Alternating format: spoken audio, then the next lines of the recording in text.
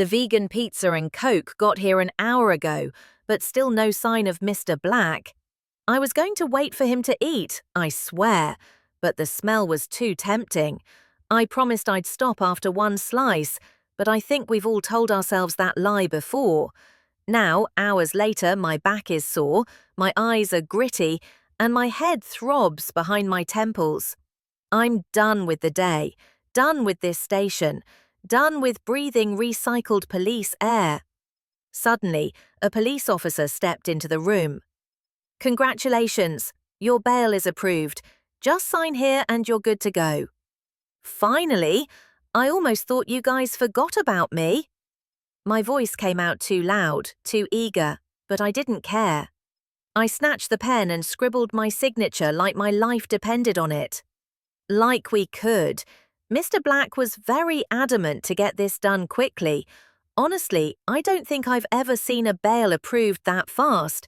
You lucked out with your lawyer, he replied as he pulled my phone, wallet and keys out of a plastic bag and placed them in a tray. "So, I can leave?" Before I could decide whether to cry, run or collapse, Julian walked in, hands in pockets, posture perfect, not a single hair out of place. "Ready to go?" "Thank you," I said, scrambling after him. "I heard you got the bail quicker. Thank you so much." But he didn't slow down.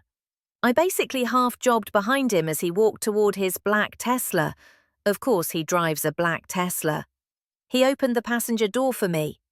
"Don't believe everything you hear, Miss Evans. I'll drop you." "That's all right." I stepped back, raising my hands. "You don't have to bother. I can Uber home.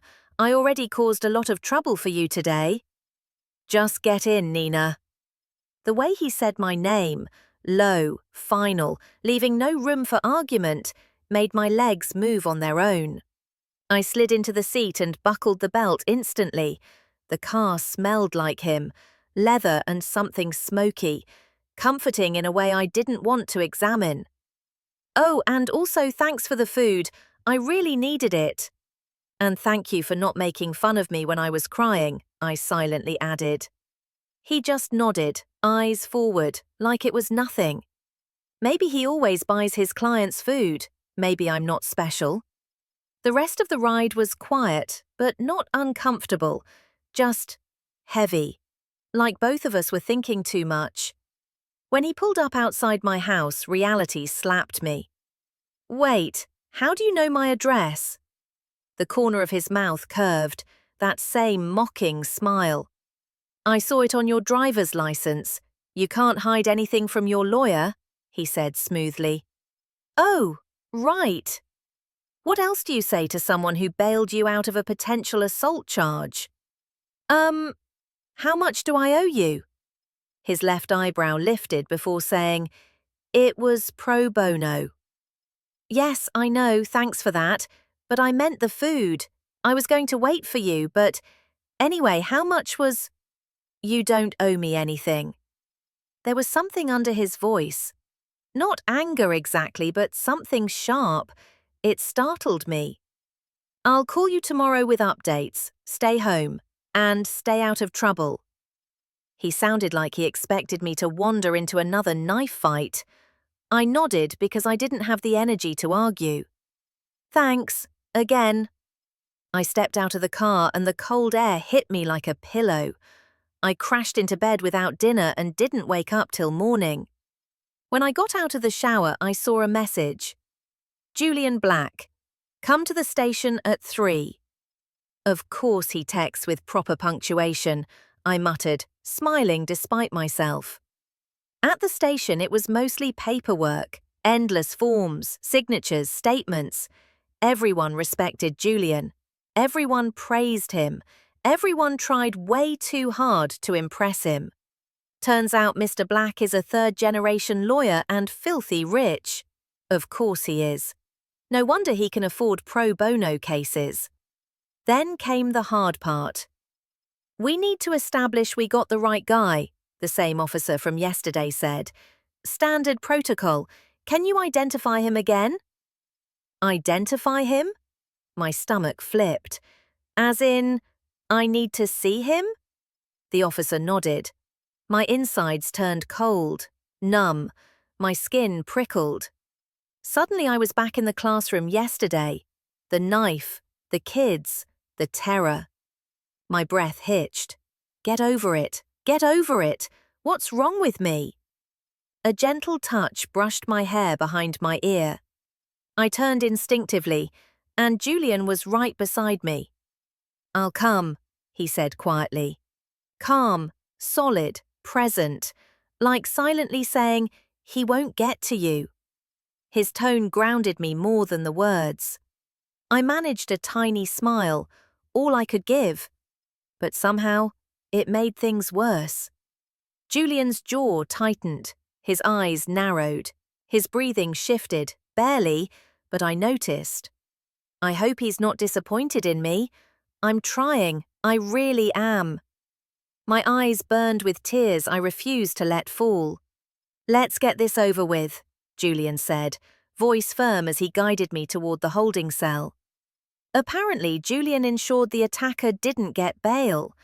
I don't know how much power lawyers have over that, and honestly, I'm too exhausted to care. I took a deep breath and stepped in. I wished I hadn't.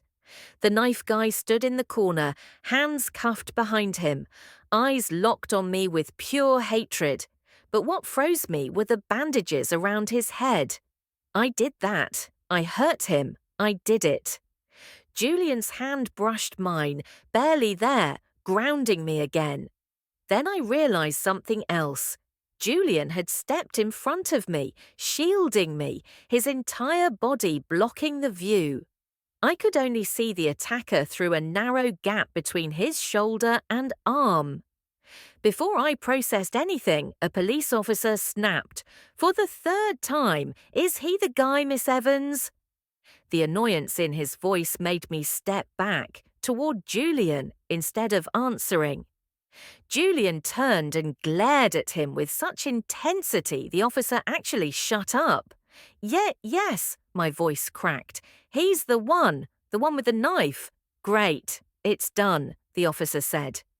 Julian immediately guided me out, his hand on my elbow, warm, steady. I took one last glance at the man behind us. I did it, I whispered. Yes, Julian said. You taught him a damn good lesson. For the first time, he smiled, full of pride. It lit his whole face. Is he okay? I asked before I could stop myself. The smile vanished so fast I wondered if I imagined it. Don't tell me you're feeling guilty, he asked with a voice full of surprise. Was I? Was I feeling guilty? Should I? I whispered. Most definitely not. His voice was sharp, precise, absolute. Nina, he barged into a preschool with a knife. He got what he deserved. You saved everyone. God knows what he would have done if you didn't stop him. It didn't make the guilt vanish, and he seemed to know. Just answer this, he said quietly, eyes locked on mine. Do you regret it? No. The answer came without thinking, because it was true. I don't regret intervening. I don't regret distracting him. And I don't regret protecting my children. See? He relaxed, fractionally. You know you did nothing wrong. Believe me, he knew this would happen. He's only mad because he was stopped by a woman. I narrowed my eyes. You were about to say, short woman. But I didn't, he said smugly. Thus it can't be used against me in the court of law. I would know. That pulled a laugh out of me so fast I didn't register it until he smirked.